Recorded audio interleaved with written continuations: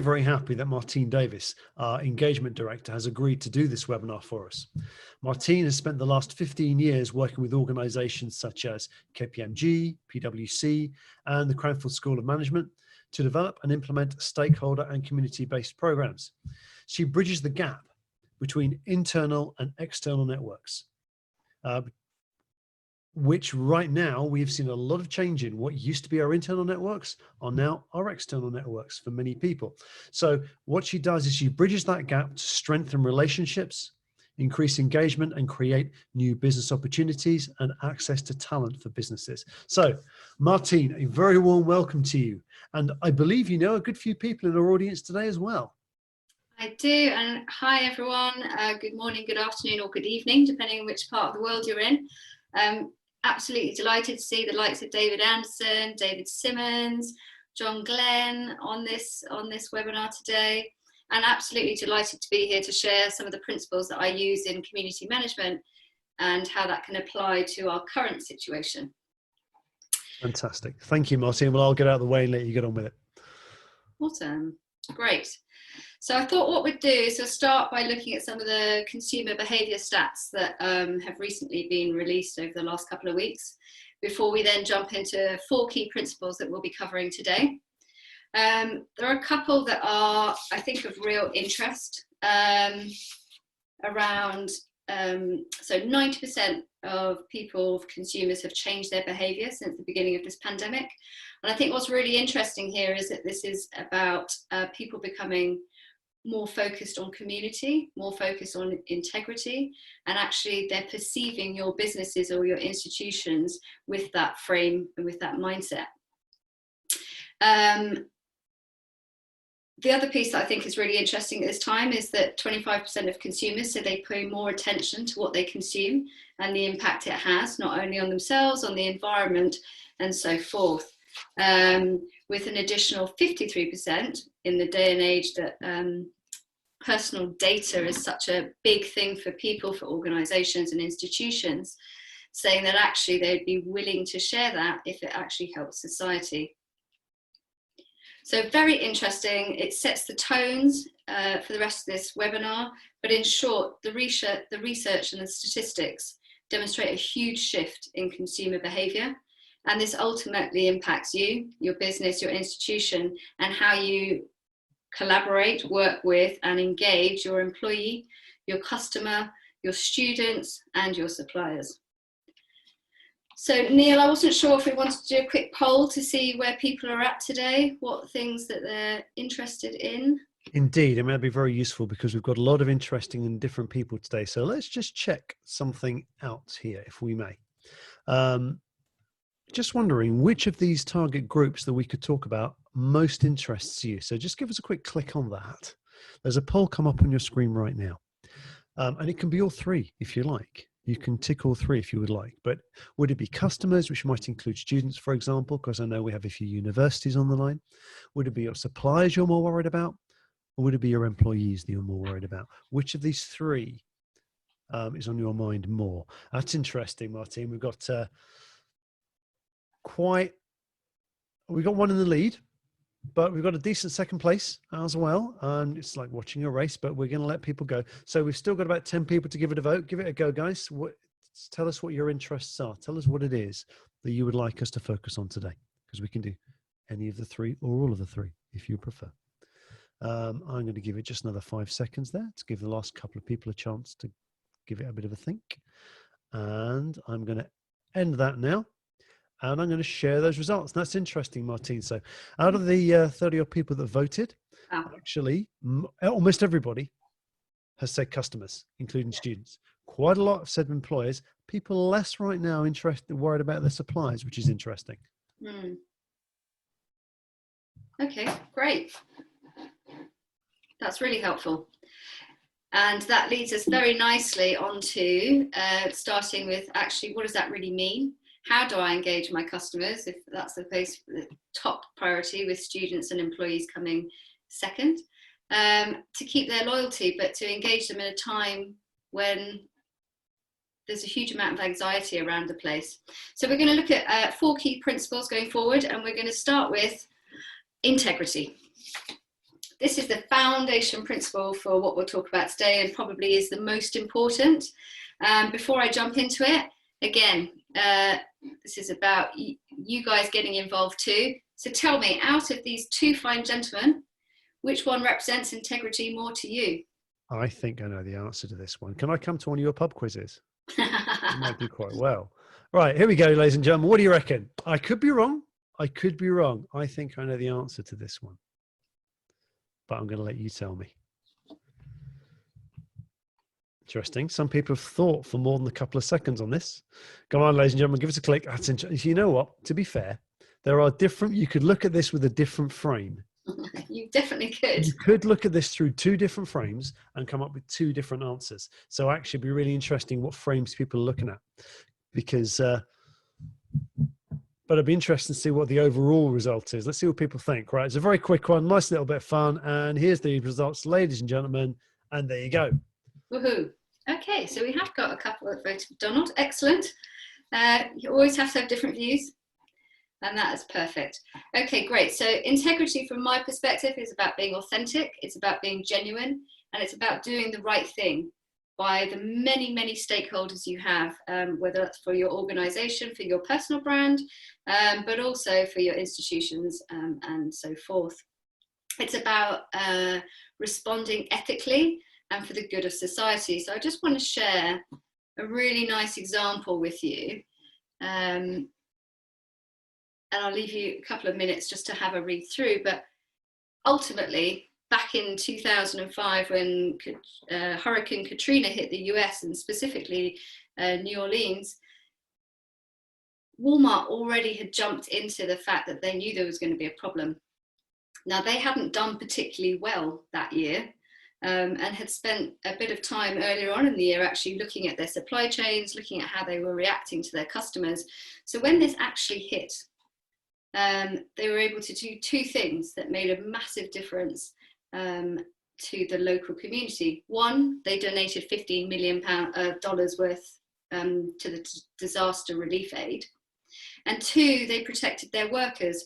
So for those that were moved out of or had to leave their homes because of the hurricane, so they fled to another part of the country, they were still able to have and remain employed by Walmart in different countries.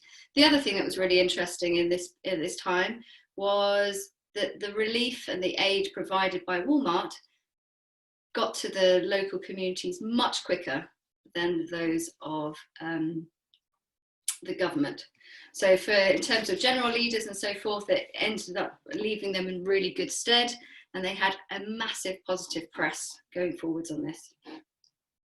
So just having a think about it, and again, let's handing over to you, and I think, Neil, this is probably about putting it in the chat Q&A. When thinking about integrity for your organisation, for your business, for the people that you know, and doing the right thing for your stakeholders, what could you be doing at this time? So is it just while we're thinking about that and thinking about while we're asking you, ladies and gentlemen, to think about your position, the people you know, the organizations you know, whatever you think, whether you as a consumer, as part of a business, from whatever particular standpoint you want to take it, what do you think could be done by organizations to demonstrate integrity? But I've actually been having a nice little chat with Christopher about relative, whether integrity is relative or not. And that's an interesting one that Martine has just brought up with Walmart about the fact that they didn't have a very good reputation, but they were seen to be stepping up to the plate when it mattered, which shows how much, frankly, a crisis is also an opportunity to demonstrate something that really people didn't see that you had before. So integrity, ladies and gentlemen, what could be done, do you think? Pop it into the chat window, have a think in your sector, in your organization, in somewhere where you consume, possibly maybe where you're a customer. Anything at all. What could your organization or sector do to demonstrate some sort of integrity? To demonstrate that actually you're there, not just for yourselves, but for something for the good of the community. There's actually a lot of examples around and about the place, Martine, that have been coming through from the news, I know. But what do you think, ladies and gentlemen? Any ideas out there? What could you do? What could your organization do? What would people want your organization to do? Maybe put it that way around. Doesn't have to be possible for the moment. Doesn't have to be something that they could just do very easily. What do you think? What could your organization or sector do? We've got people here from the education sector. We've got people here from insurance. That's an interesting one. We've got people here from governmental sector, whose job it is to do this, let's be honest. So that's harder probably for them because people have higher expectations. Yeah. Yeah. Any thoughts, ladies and gentlemen? Looks like they're finding it a bit of a hard question, Martine. Okay, well, we can move on because we've got some examples that You've got some examples, haven't you? Aha, we've got one here though from Michael. Here we go. So in the logistics market, says Michael, and I think you're right, many of the carriers and logistics companies are demonstrating this today. And I think that's fair, because you've got people for kickoff, key workers. We've already had a mention of them this morning at 11 o'clock. The post is being delivered. Shopping is being delivered. Aid and relief are being delivered. I think the logistics companies are very much stepping up to the mark. I think it's a very good point, Michael. Thank you. And also, Balu, being compassionate towards your customers and employees. For example, offering some secure remote working guidelines. So you're demonstrating that you understand the problems and you're focusing on them. Yeah, both really good examples. And I think the logistics one and that side of things, I mean, gosh, you're seeing it already. They're doing so much at the moment. Repurposing, sharing opportunities, collaborating with other organisations to deliver some of that. And actually, what's nice about that is the collaboration piece and the partnership piece is absolutely an opportunity at the moment to work through some of that and act with integrity and support those that need it the most. Another area is thinking about utilising your expertise or resources for social good. So we've got some examples of that. And I think the other piece on that is about protecting your people. So whether that's on jobs, pay, but also their personal safety. And obviously that's a huge thing at this time. So to just give you a couple of examples. Yes, sorry, Neil. Sorry, I was going to say, so we've actually, people are starting to jump on this, which is fantastic. So one is Anil talking about the social housing sector, and that for the first 3 months after lockdown, they could reduce customer rent by 10 to 20%. There's plenty of surplus if housing associations combine to support people. That's an interesting idea. From Yulia, sharing existing resources, just as you're talking about, based on the needs of the customers and develop guidelines for them. And a very important point from David here. To build integrity, you need to be consistent in actions and words. And this is possibly where you sometimes get, I'll put my cards on the table here. I'm way more for Obama than I am for Trump. But there is something that Donald Trump is, and he's consistent. Consistent what is another question, and I'm not going to address that in public, but he is consistent. And that does build integrity for people that believe in you. They will see that. And the consistency is a really important influencing principle and does show integrity in people's eyes. Yeah, and I think the consistency point in terms of building integrity with your actions and words, but being consistent about it is fundamentally true. And we'll come on to one of those. It fits it very nicely into one of the other principles. But it's showing that you are doing the right thing, you care, and you're acting with that sort of integrity that's needed. And being authentic. And I think with being authentic, it's not a one-time thing. This is very much about, okay, how do we then leverage that as we go forward, and how do we keep ourselves true to ourselves, but also to our brand and to what we believe in as we go through any crisis, and any of the communications we send out, and how we interact with our people. So a couple of other things that I think are examples that have come up around collaborations and partnerships. Absolutely, we're seeing it in the supply chains sector, but also we're seeing it with supermarkets who are normally in lockdown with each other and competitive. They're working together to support the ill, vulnerable and emergency workers as an example. A bit like the social housing example that Anil raised just now.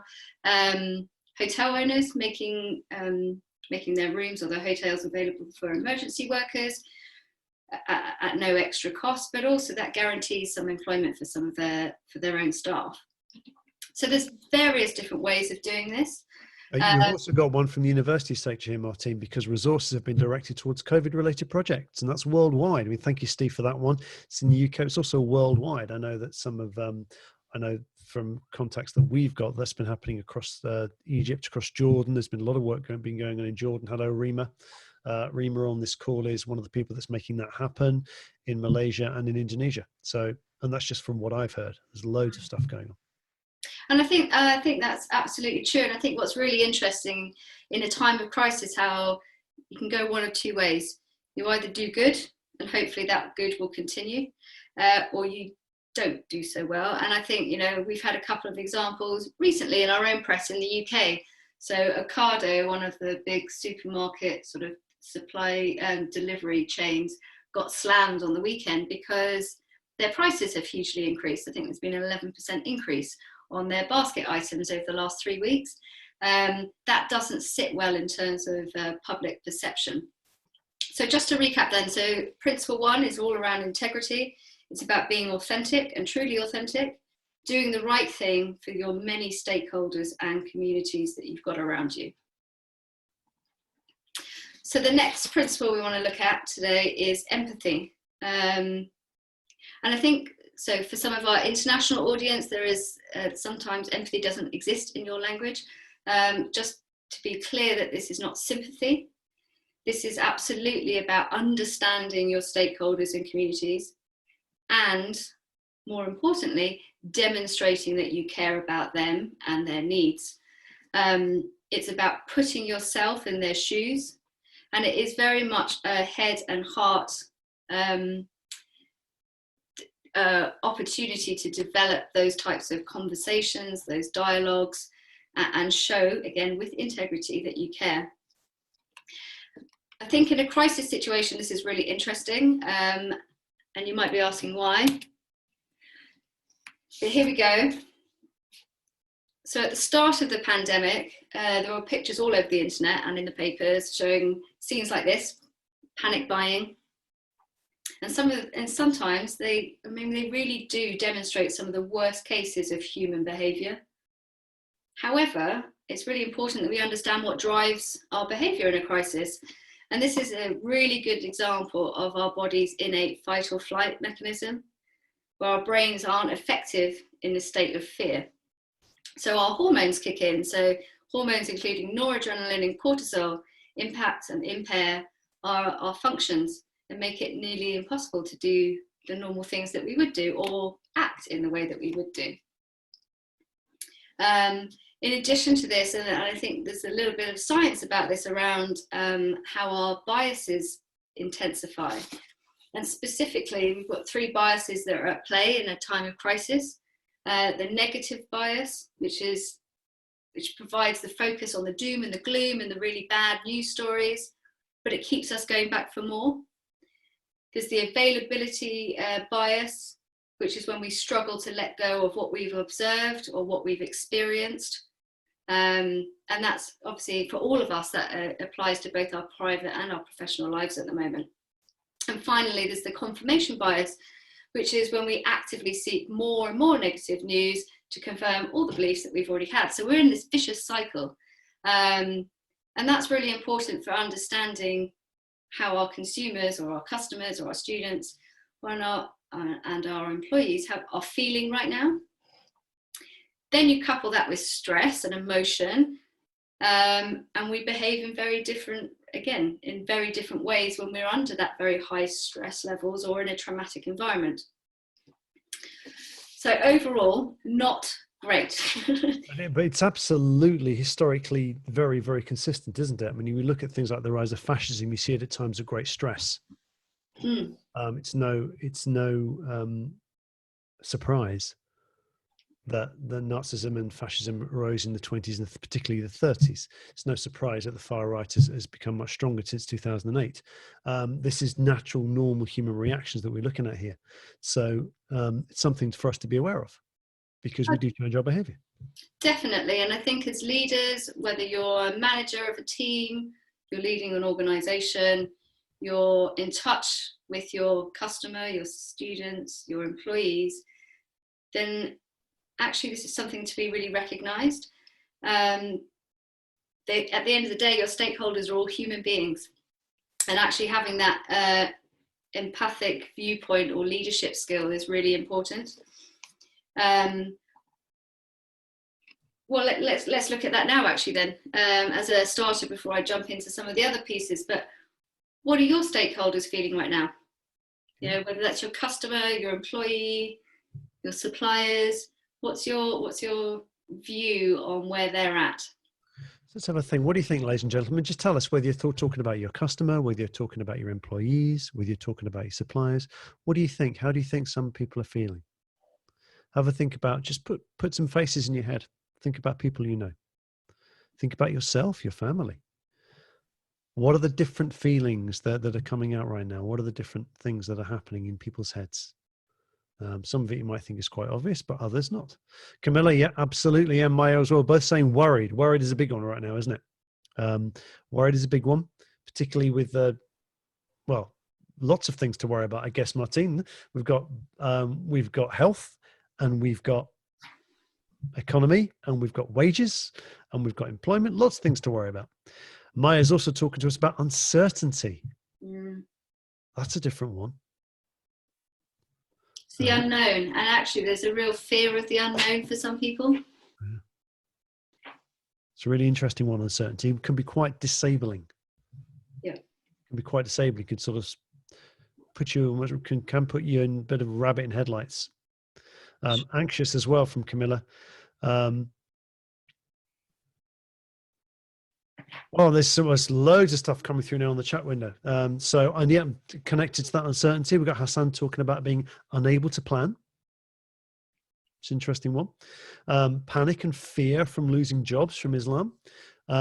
Helplessness, therefore, from Christopher. It's all connected up, right?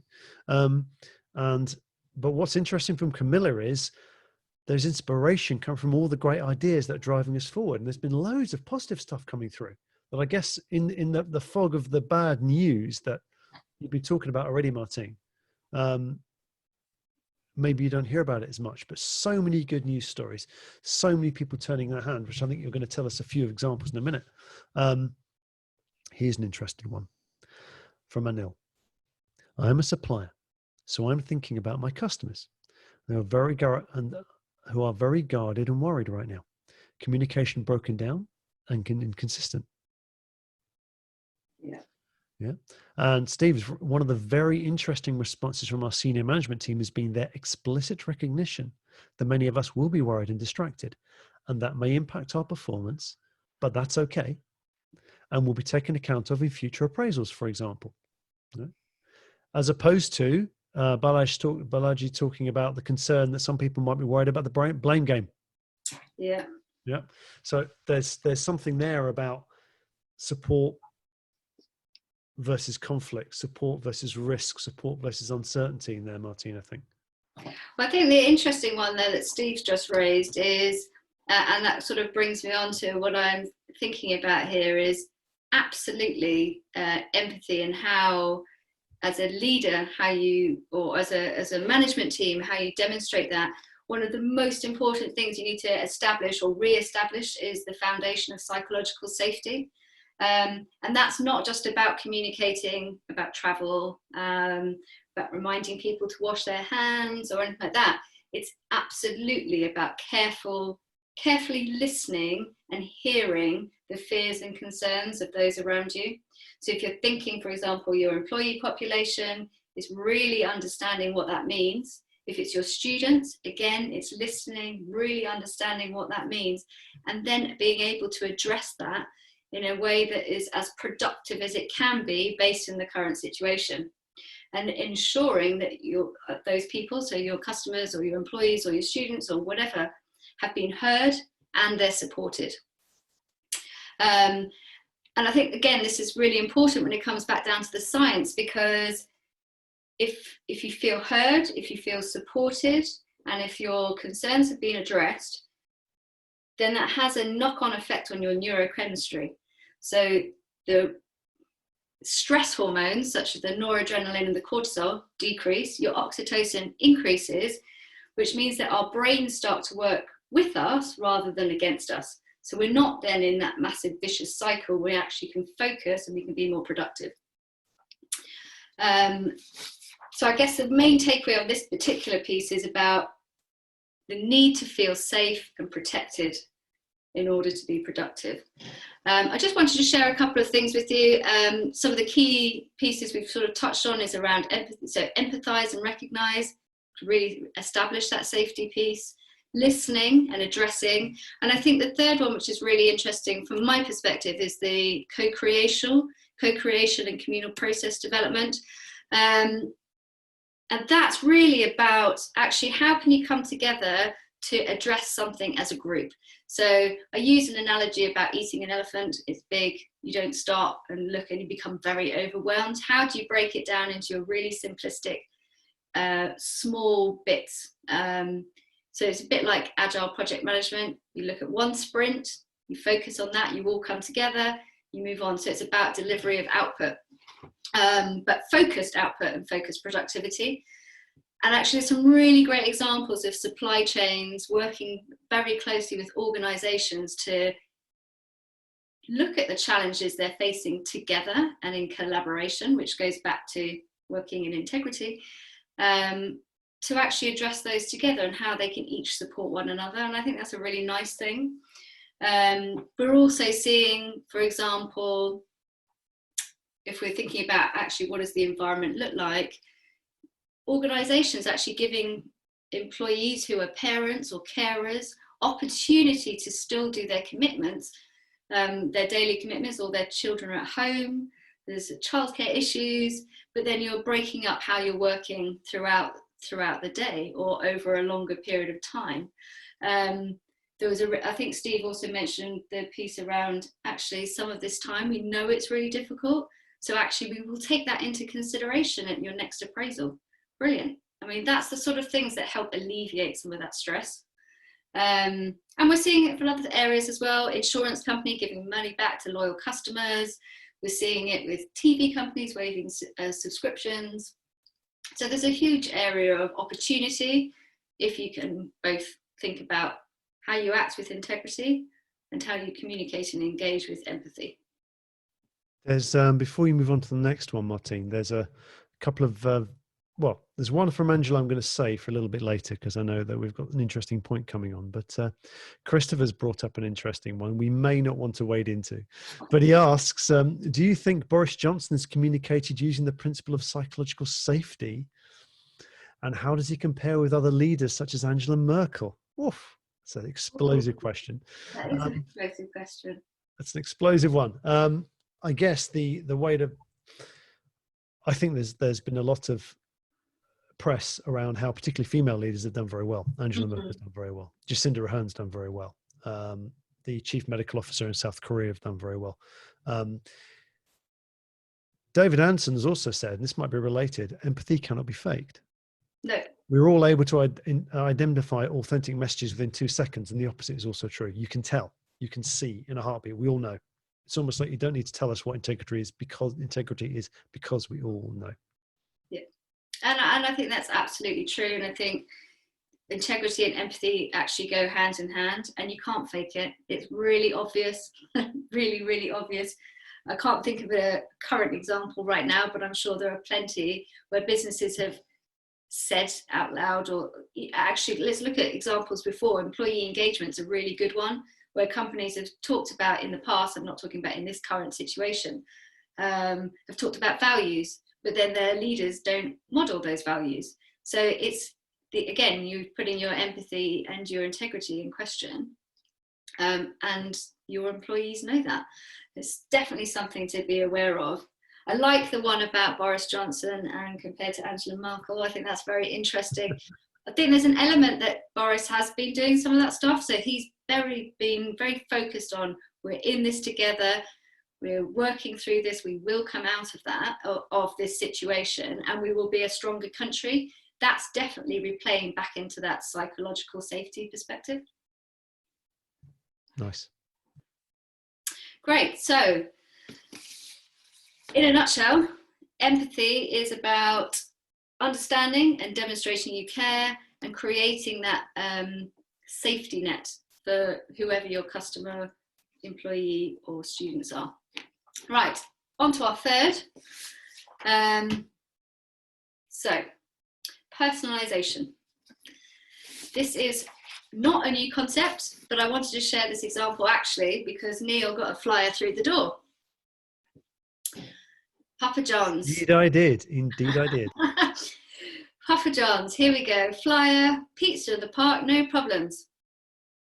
There are some major issues with this, considering that we are in lockdown. We are not allowed to leave home. We are definitely not picnicking in the park. Now, interestingly, they said that they released this campaign, or at least developed the campaign before we went into lockdown. But there's a real key learning here is brilliant, but don't send it out. This does not meet your needs of your customers. Your customers are not in the park. They can't be delivered pizza to them, although there is an element that they can obviously get them at home. So personalisation for me is really understanding an individual's situation or circumstance. It's absolutely imperative to building trust alongside communicating with empathy and obviously acting with integrity. And this is a perfect example of sometimes when it can go wrong. And boy, have Papa John's got some flack in the media about this particular campaign. So in terms of things we might consider, as I said, personalisation marketing has been pretty common for a very, very long time. We send out marketing campaigns that says, "Dear John, this is not what I'm referring to." And I think in this situation, it's really important to bear in mind your context. So the context has changed. Yes, we are in a state of unknown, but we can still do some pieces to support, again, thinking about who our customers or our clients or our employees are, which then talks about your customer segments or your employee segments. Are they correct? I challenge that because if you look at your employee network now, actually there's probably, well, there's a matrix of people within that, but actually now there's two distinct categories potentially. You've got those that are working and you've got those who are furloughed, two different communication sets. So how do you make sure that you're actually you're engaging them with the right messages at the right time and also contacting the right people? This is also about meaningful interactions, and I think it's really thinking about, again, looking at your automated campaigns or even your manual campaigns you might have going on as an organisation. They may not be relevant. Papa John's, very good example. And then finally, thinking about your communications. So they've got to be clear, transparent and proactive.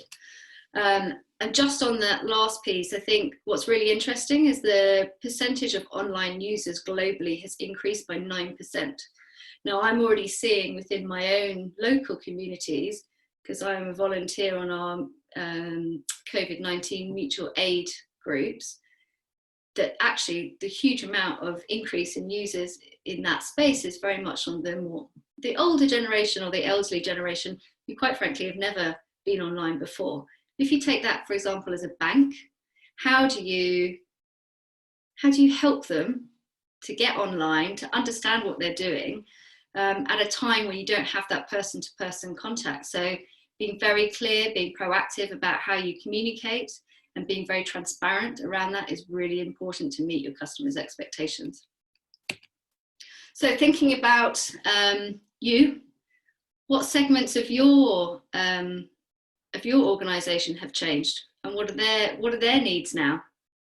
So what do you think, ladies and gentlemen? Any thoughts on that one? Again, pop it into the chat. Let's see what people have got. Because, I mean, for example, for us as an education company, one of the segments that we work with are universities, and their needs have changed hugely in the last month. I saw it almost literally from day to day when I was in Armenia and Georgia about a month ago. The needs spun in literally a day when governments were announcing shutdowns. So what do you think, ladies and gentlemen? What segments do you know of that their needs have changed? Any thoughts at all on that one? Thinking from your perspective, people you normally work with.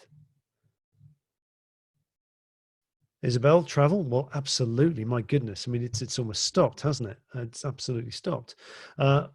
Balamurugun, what do you mean by network? Explain that to me a minute. But Isabel's come up with travel, and Yulia as well, tourism. So I guess these are segments, Martine, that have, well, they in the physical sense they've stopped.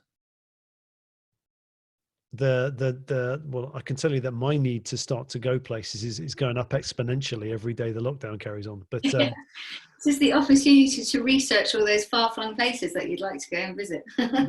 Indeed. Oh, that's interesting. Jay, hello Jay, how you doing? Personal contact with co-workers. Yeah, very important. Very simple, basic human contact and need. Really, really good. Shri Kumar's talking about students being not too insistent about in-class teaching. At least get me some teaching somehow. Yeah. Balamuragun is talking about the improving network communication. As in, are you talking about networks of people, or are you talking about networks of, as in IT? Both are very important. Both are very important. As of people, thank you. As a people, yep. Balamuragun is absolutely right. And how do you do that? Now you can't go and see each other. Can't have a coffee, right?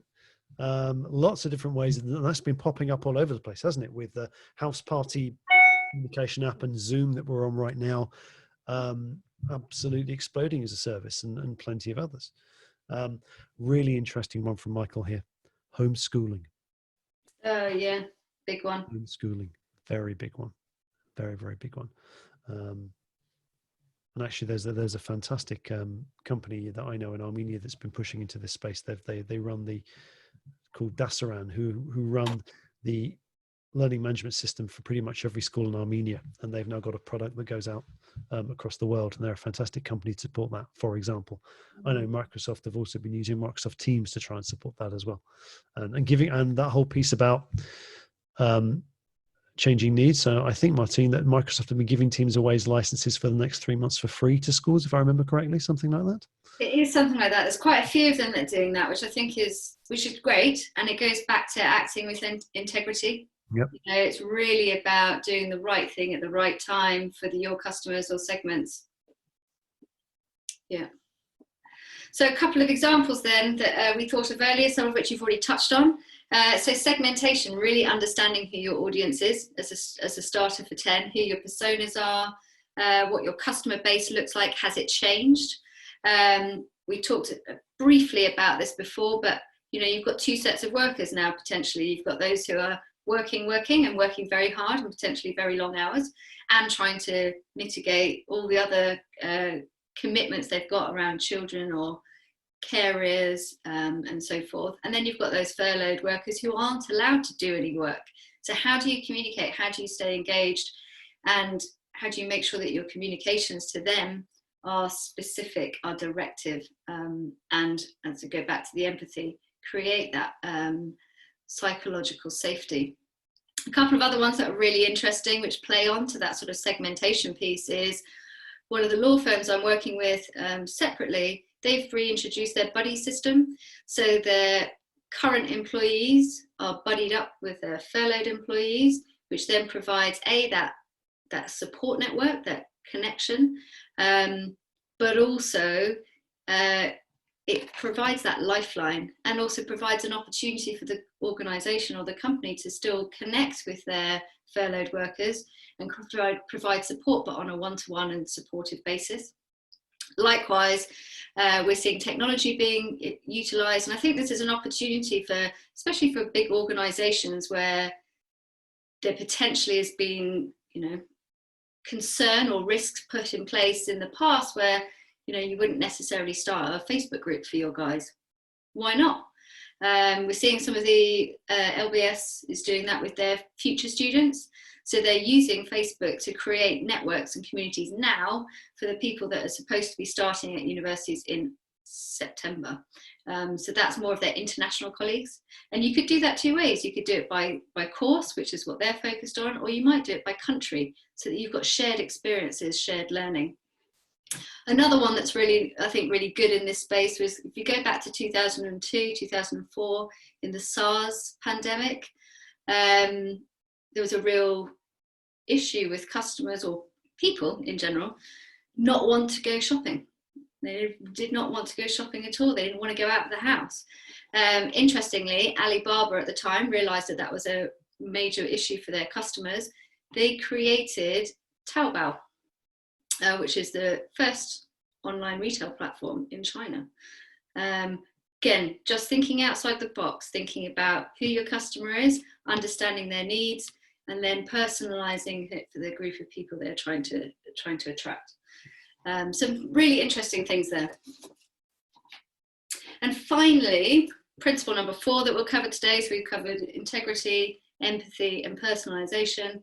We'll have a very brief look at agility. And I think agility is a really interesting one because it means so many different things to so many different people. And I'm interested to know, what does that mean for you in the context of your business or institution? So here's a question, because agility is a word that's used a lot, right? People use the word agility. I can think of 3 or 4 different meanings used in different contexts. What do you think? What do people think it means? When Martine says, when we say agility, what does it mean to you? What would you say? What would you say agility means to you?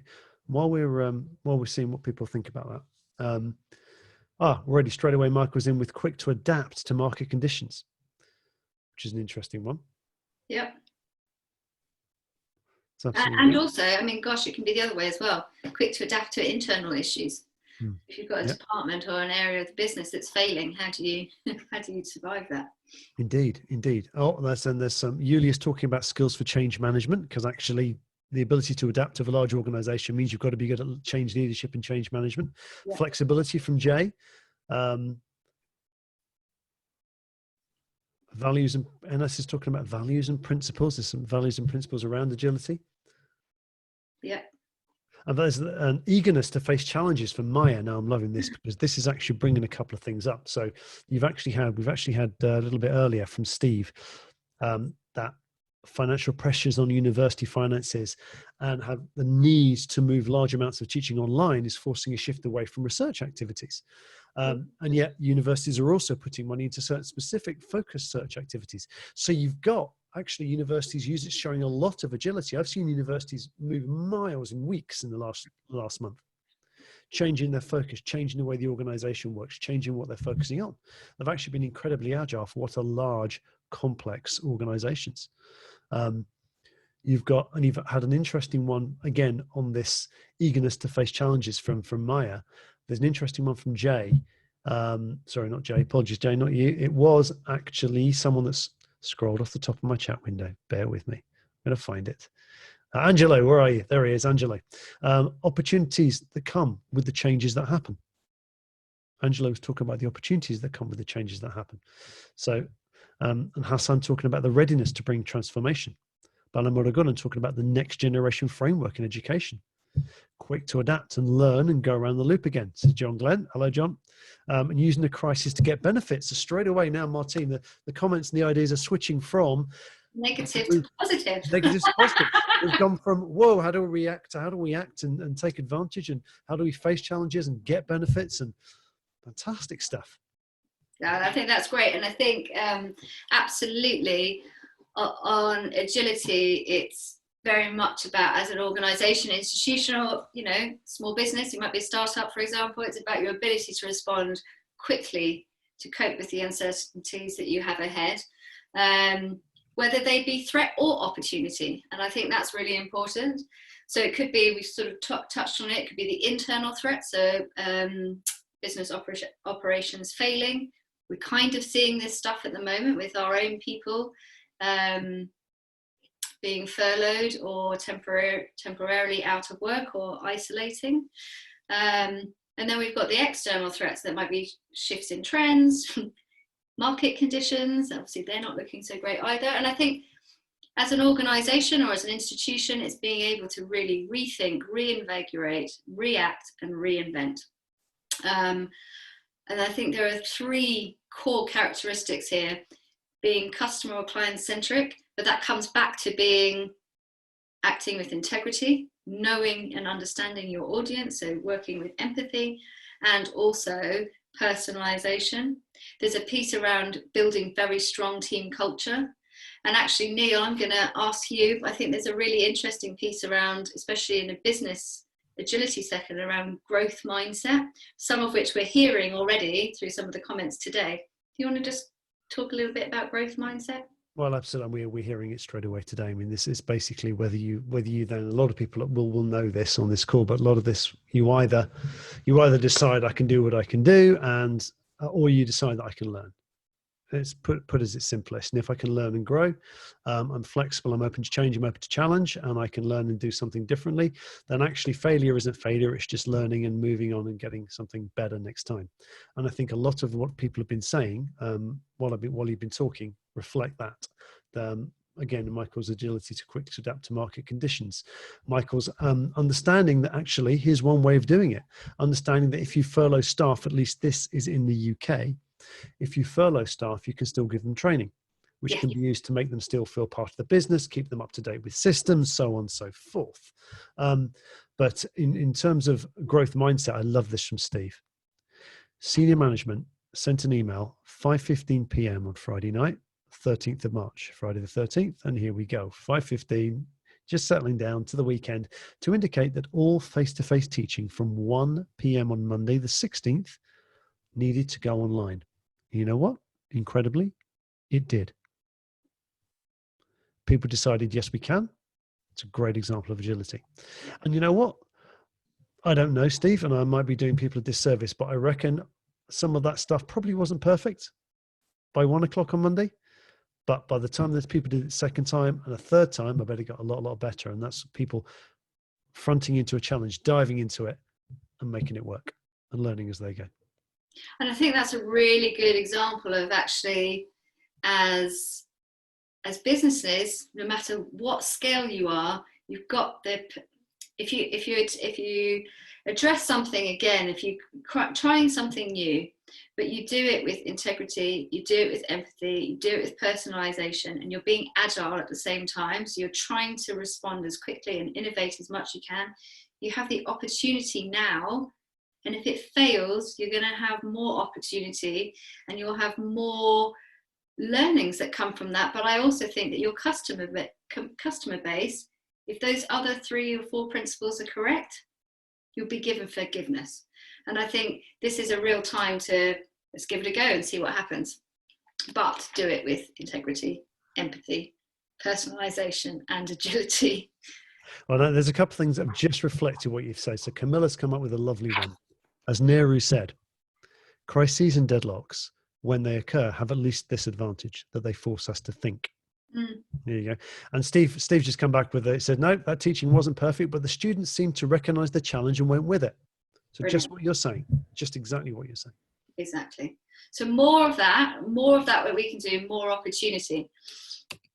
And that then brings me down to looking at the 4, we've talked about them already. Your integrity is your foundation. It must be consistent. You must be authentic. It's about doing the right thing. Through to your empathy, so your understanding, you're showing that you care. Your personalization is around creating those meaningful interactions and communicating and managing expectation.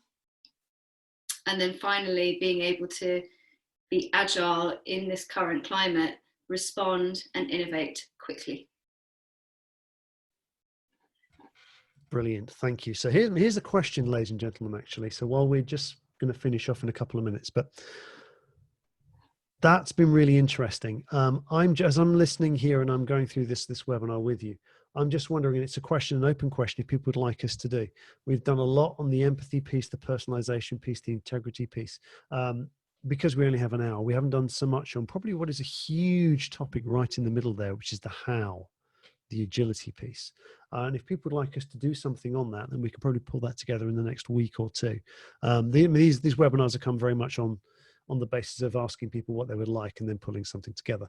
And so there's just a question for you. If you'd like us to do something on the agility piece, just pop a yes in the chat window, and then we'll do something about it if enough people say yes. But in the meantime, while we're here, is there anything else, ladies and gentlemen, that you'd like to ask Martine while we have her here for the next couple of minutes? Anything else? Any thoughts or any questions on all of that, on the whole integrity, empathy, personalisation piece to bridge the gap between your normal ability to communicate with people and where we are now. Any thoughts? Any thoughts? Quick one from Alvin. Yes, I will be making the slides and recording available afterwards. Yes. Yeah. Any more questions on that? No. Again, lots of thanks. Right. In which case, ladies and gentlemen, yes, I will get. Oh, Lordy. Okay. 7 or 8, 10 people now have already said yes to agility. So I think I've just made another webinar work for myself. Okay, good. We'll do that. Fantastic. That'll be enjoyable. Actually, I think I know who I'm going to get to do it as well. So, fantastic. In which case, ladies and gentlemen, what I'm going to do is I'm going to bring us to a close here. But before you go, while we're here, can I ask you to fill us out a quick poll while I'm doing a close? I'm going to pop a quick poll up just to get a bit of feedback, if I may. Same as last time. Pop that poll up. Oh, that's not what I wanted. There you go. It's 3 quick questions. Scroll down if you can, and just give us a quick rating there to give us a sense of how well how this has been for you. So, while this is happening, Martine, thank you very much for all the time and effort that you've put into designing and delivering this webinar. We asked you to turn it around very, very quickly. Thank you very much for the great, insightful and professional job that you've done. Ladies and gentlemen, thank you most importantly for coming on to the webinar today. We're very grateful you've attended, and I hope you've had an enjoyable and fantastic time as we have. As I've said, the webinar will be available as a recording. There'll be an email with the links sent out tomorrow, so you'll all get that in your inbox. Thank you very much again for attending, and wherever you are, have a good and safe and well morning, afternoon, or evening. Bye now. Goodbye. Thank you.